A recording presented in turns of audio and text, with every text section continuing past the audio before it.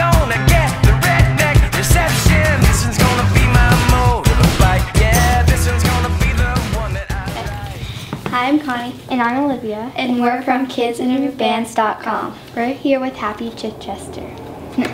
Hi. Hi, how are you? Good. All right. How would you describe yourself at the age of 11? I was a hyperactive, short attention span terror. Yeah, you wouldn't want to meet the 11-year-old me. Maybe not. Maybe not at the swimming pool. Do you prefer playing acoustic or electric performances? I like them both. Lucky for me, I'm able to do a little of both, but most of the time now I use my acoustic guitar and someone else comes to play electric guitar.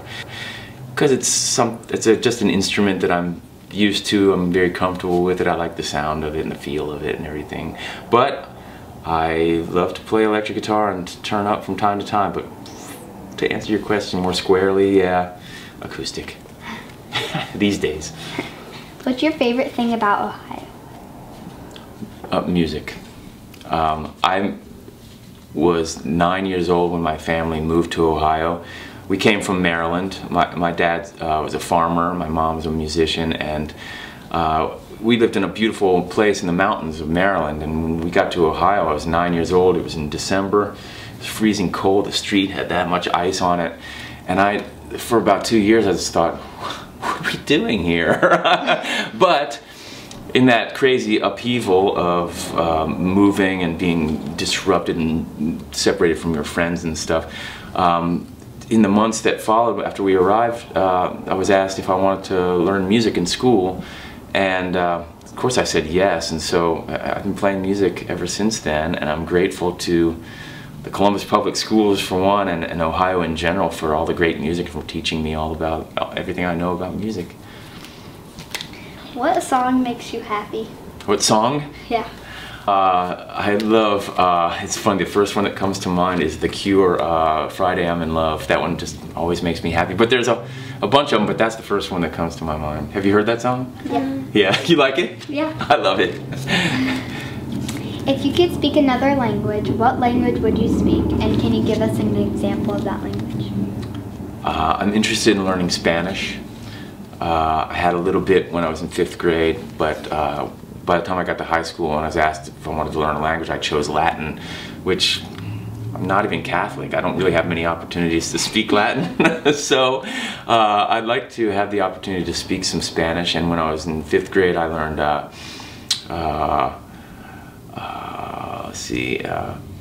buenos días, ¿cómo está?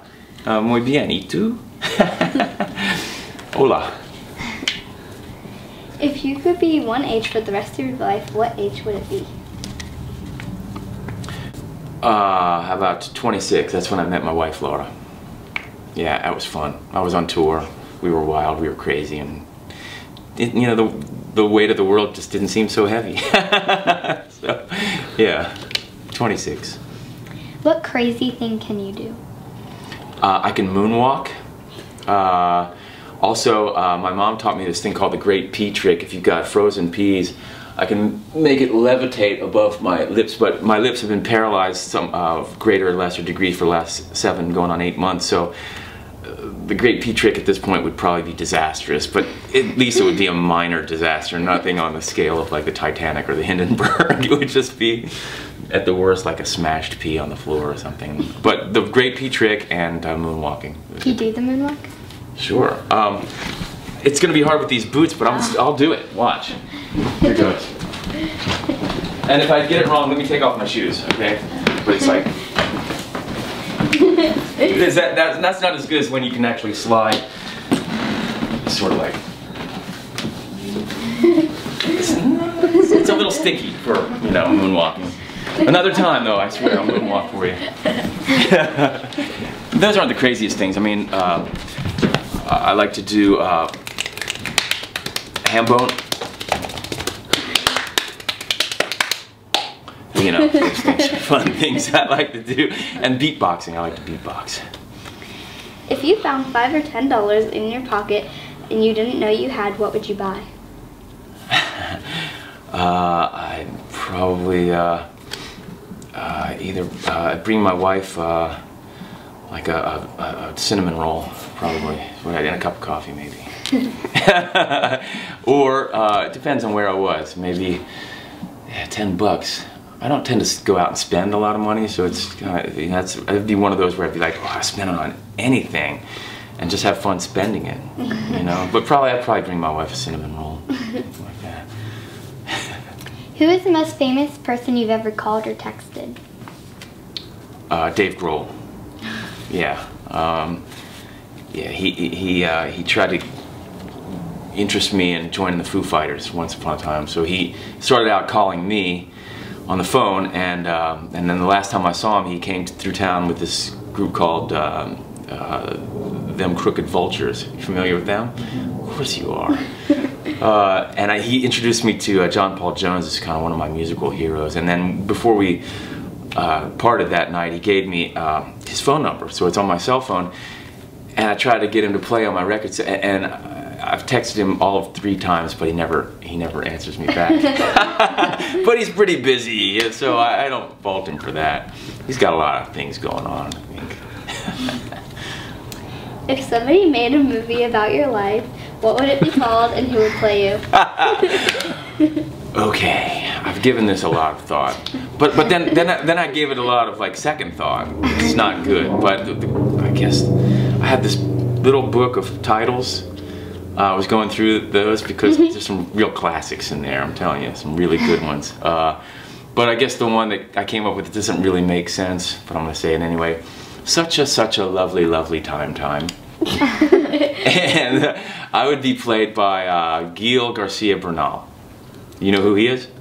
No. Yeah, he's a Mexican actor, writer, and director, and very talented. He was in a movie called The Motorcycle Diaries, and it sort of recounts Che Guevara riding a little motorbike all around South America.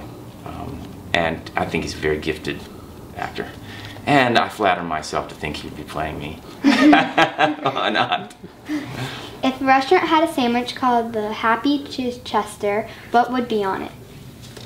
Okay, good one. I'm a vegetarian, so and I still eat cheese. So it'd have Gouda cheese, sliced tomato, cucumbers, some kind of spicy little broccoli sprouts, maybe, or some kind of sprouts, and a little like oil and vinegar with some black pepper sprinkled on there. Yeah, toasted on French bread. A bag of crispy, you know, like kettle chips. That'd be the special. Can you name all 5 Spice Girls? Sporty, posh,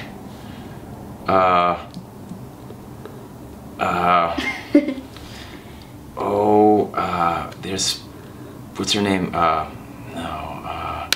can picture them. No, you know what's funny? I rewrote a lyric because I realized that it was in a Spice Girls song, and I changed it because they asked, like, tell me what you want, what you really want, and so I changed my line, tell yourself what you want, to tell yourself who you are. And I am definitely not a Spice Girl. Sporty, posh, binky, twiggy, and dumpy Spice. I don't know. Who are they? Tell me. Sporty, scary, Scary. That's ginger, posh, and baby. right. Scary, is that Mel B? Yeah. See, I got the Mel B part. And then there's another Mel, right? Mel Q? C? Mel C. Yeah. And which one is the redhead? Ginger. Ginger. That's what I was trying to think of. I was thinking like something like cinnamon spice. Thanks. I knew I was going to learn something today. Nice Spice Girls list. Do you like the Spice Girls? They're okay. Yeah. You used to like them more than you like them now? No. Well, they broke up the year that we were born. Yeah. Oh, really? When they broke up, but they reunited for the Olympics. Yeah. I was stuck on the couch with Bell's palsy, and I had to watch a lot of TV. I didn't have to, but did. And I watched the Spice Girls at the Olympics. It was kind of anticlimactic. They sort of just strutted around. Yeah. It looked like they were lip syncing. Not a big fan of the lip sync. Thank you. Thank you. Oh, thank you very much. It's my honor.